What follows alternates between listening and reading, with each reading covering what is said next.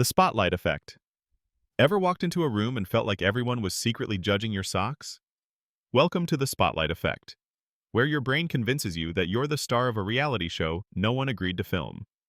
The spotlight effect is a psychological phenomenon where we believe people notice our appearance or actions far more than they actually do. Spoiler, they don't. In fact, most people are too busy wondering if you noticed their mismatched socks.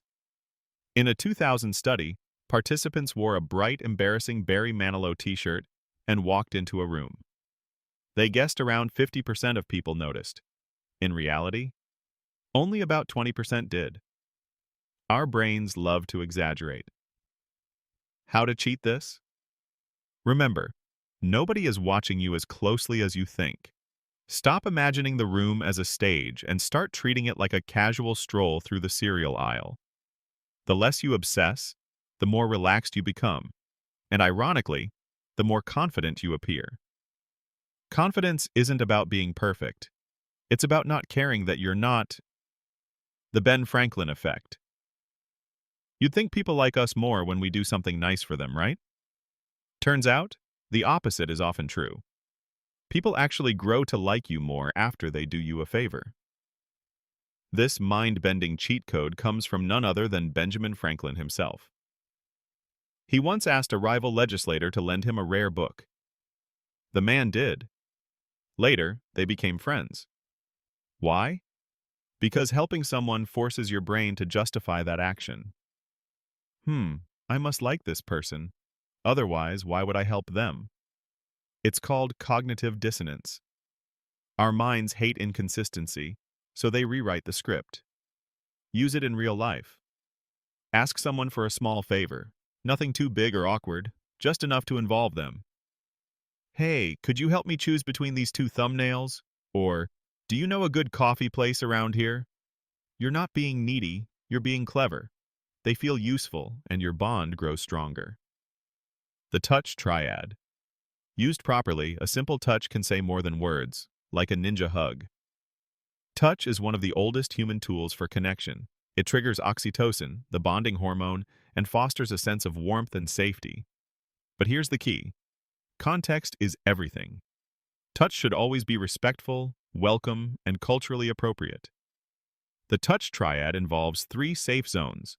The shoulder tap, light, friendly, great for greetings or congrats. The arm brush, subtle, casual, good during shared laughter or agreement. The goodbye pat. A warm gesture to close interactions with kindness. Use this cheat code carefully. When done right, these micro gestures boost connection without saying a word. But remember, touch is powerful, so never overuse it or ignore personal boundaries. Body language mastery. Before you even open your mouth, your body's already talking. Body language makes or breaks first impressions. Crossed arms scream, "Stay away," while an open posture invites trust. Want to look confident and approachable? Do these. Relax your shoulders. Tension equals nervousness. Open chest and grounded stance. Think superhero, minus the cape. Genuine smiles, not creepy ones. Real smiles reach your eyes. Nod naturally. Shows you're listening and encourages others to open up. Lean slightly forward. Signals empathy and attention. You don't need to act like a motivational speaker. Just be aware that your body is constantly broadcasting your emotional state. Make sure it's sending the right signal. Eye contact triangles. Eye contact. Too little and you seem shady. Too much and you look like a serial killer. The secret? The eye contact triangle. Here's the trick. Look at one eye for 3 to 5 seconds. Shift to the other eye for 3 to 5 seconds. Brief glance at their mouth. Repeat. This subtle loop keeps your gaze natural and engaged without creeping people out. It also draws the listener in without overwhelming them. Bonus. This technique is gold for introverts. It helps you maintain presence without feeling locked in a staring contest. Join third-place spaces. You've got home, first place, work, second place, and the coffee shop where you accidentally run into your crush? That's the third place. Sociologist Ray Oldenburg coined the term third places to describe environments that foster casual, low-pressure social interactions. Think cafes, parks, libraries, hobby groups. These places aren't about loud networking. They're about belonging. You bump into people, exchange a smile, maybe chat about your shared obsession with crossword puzzles. Over time, you become a regular, and real connections blossom. Real-life hack. Find a third place aligned with your vibe. Go there consistently. No pressure to dazzle. Just show up, be yourself, and let relationships develop naturally. The Zeigarnik Effect. Ever had a tune stuck in your head just because you didn't finish the chorus? That's the Zeigarnik Effect at work. It's the psychological tendency for people to remember incomplete or interrupted tasks better than completed ones. Bluma Zeigarnik, a Soviet psychologist, discovered this after observing waiters who remembered unpaid orders more clearly than those that had been paid. Why does this matter? Because your brain hates open loops. It nags you until you tie them up. Real-world application. Want someone to stay engaged with your content or conversation? Leave a little mystery. Open with a question you'll answer later. Drop a teaser, interrupt a story midway, and promise the payoff later. Think of it like a Netflix cliffhanger. If you give away everything too soon, there's no reason to stick around. But if you plant a little curiosity, people can't help but stay. The peak end rule. Weird but true, people don't remember entire experiences. They remember the best or worst moment and the ending. This is called the peak end rule, discovered by psychologist Daniel Kahneman. Basically, we judge experiences based on their emotional high or low and how they ended, not the average of the whole thing. What's the cheat code here? When crafting experiences, speeches, videos, or even dates, make sure there's a strong emotional moment and a satisfying close. Nail the ending. Don't fizzle out. Wrap with purpose.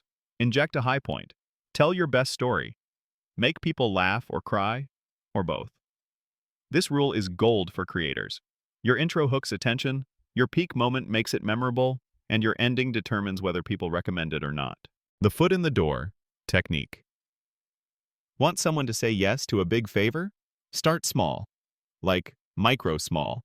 This is the foot in the door technique, a persuasion trick where getting someone to agree to a tiny request makes them more likely to agree to a bigger one later. In a classic experiment, researchers asked homeowners to put a tiny "Be a Safe Driver" sticker in their window.